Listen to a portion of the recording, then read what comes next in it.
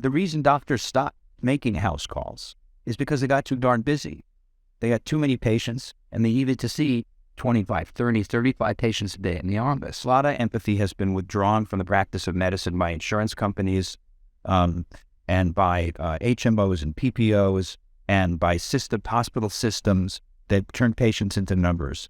And you can't feel like you're being cared about, but you feel like you're being treated like a number. That's one of the primary reasons that people at least seek out a concierge doctor.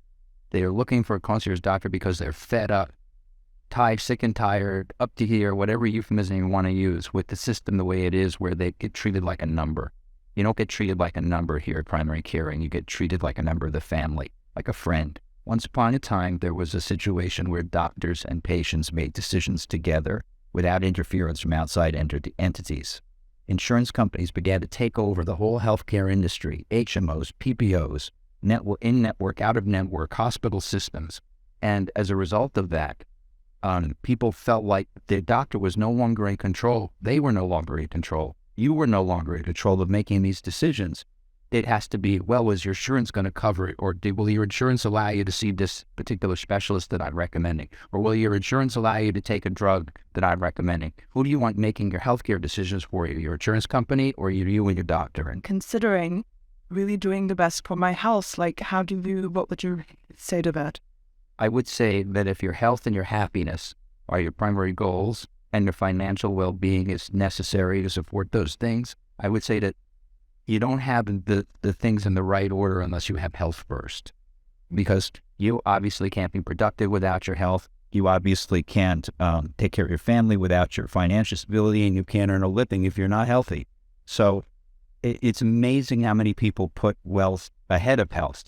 You know, I'm working too hard. I don't have time to go to the doctor. I don't have time to have a mammogram. I don't have time to have a colonoscopy, right? Well, you got it backwards. You know, you need to do those things so that you're going to be around to show up and do the work and do the things, the creative work that you're inspired to do. And that generates the financial stability, the wealth. I make sure that I'm dialed in to whatever you're doing. And I always tell people, think of me like a stockbroker. Do you find it?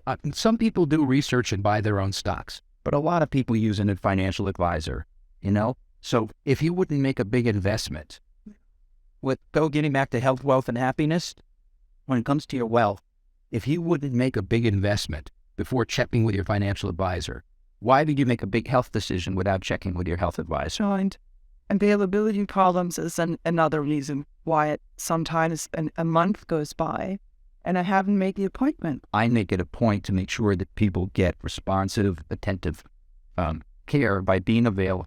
We have a limited number of patients here, so that I get to know everyone very well, and they get to know me, the doctor who's on top of this game. So if you want a doctor that stays up to date, which I do, you want a doctor that's well-trained, which I am, you want a doctor that's got lots of experience, which I have. Yeah. My practice is designed to limit the number of patients that I have because they come in and we sit down for half an hour, no charge for this visit. And I find out, I'll ask you exactly, why is it that you're looking for a new doctor? What is it about the previous health experience that's been unsatisfying for you, dissatisfying?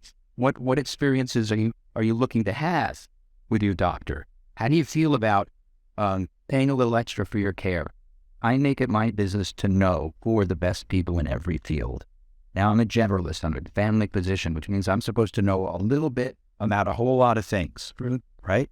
But you're going to need occasionally, some point in your life, a subspecialist or specialist who's going to have a great depth of knowledge in any one particular field. And it's my job to make sure you get to that person. And it's also my job to communicate with that person, to pave the way for you before you go see them. Call them ahead of time and say, hey, thanks for seeing my patient. You're going to see my patient next week. Here's the story. You know, and then when you walk in to see that specialist, that doctor's going to say, oh, yes, Dr. Barry called me about you last week. That's what I want. Instead of, so why are you in here today? Yeah. You know, I also then speak to specialists after the fact. I will call, if I don't get a report the same day you saw the orthopedic surgeon, I'm going to call the orthopedic surgeon and say, what did you think of Francisca? And what do you think of her problem? Does she need knee surgery or doesn't she? Right, you know, because he probably gave you that information, he or she. And patients walk out of subspecialty visits with their heads spinning, right? There's studies that say that patients don't hear anything after they hear the word cancer, you know, and they only remember 10% of what you tell them. So how do you deal with that? Well, harking back to what I said earlier, you have to make a connection with somebody, right? So you bring up a really good point about people doing their own research about their health. It's really natural, normal, and even good that people do that. When they get a new diagnosis, or they've got a symptom, or they've got something that runs in their family and they want to know if they're at risk for it. Intelligent people go do the research. The problem is sorting through the information. There's information overload right now. And in medical school and in medical practice, you're trained to be able to look at research, look at data with scrutiny, and to be able to say, this was a good study. It was well designed. The people that did the research are not in the pockets of a pharmaceutical company or a medical device manufacturer. That there's no bias, no other bias.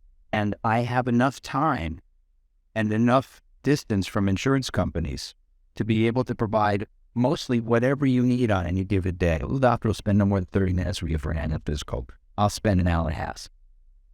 And we'll go over everything from head to toe. We'll go get into your preventive care too. Now, people are understandably hesitant to go through procedures like colonoscopies, endoscopies, even mammograms. I have some patients who refuse to have mammograms because they've heard that it's too painful. You have to acknowledge people's fears about the unknown. You have to meet people where they are. I get it. I hear you. I understand why you feel that way. The capacity for a doctor to be effective is directly related to how much you trust them and how connected you feel to them. Yeah. You need a personal connection with your doctor to feel that kind of trust and to take that advice that you might not be otherwise inclined to take. And so, again, you build that trust over time, but I'm really good at helping people understand my credibility, pretty much from the get. So what's next for me then if I'm interested in becoming a member? Well, I would encourage you first to go to our website, and that website address is on the screen right now, primarycaring.com. You find lots and lots of information about the practice, about concierge medicine, and you'll find examples of my work in media and educational pieces that I've done on various health topics. And then if you're really serious about your health and your happiness and your wealth, then you need to give us a call and come on in and have a conversation and meet us. Or you can call and we'll send you an informational package that you could start with, and then after reviewing that, then come on in. I think face-to-face meetings are the way to really find out whether this is the right practice for you.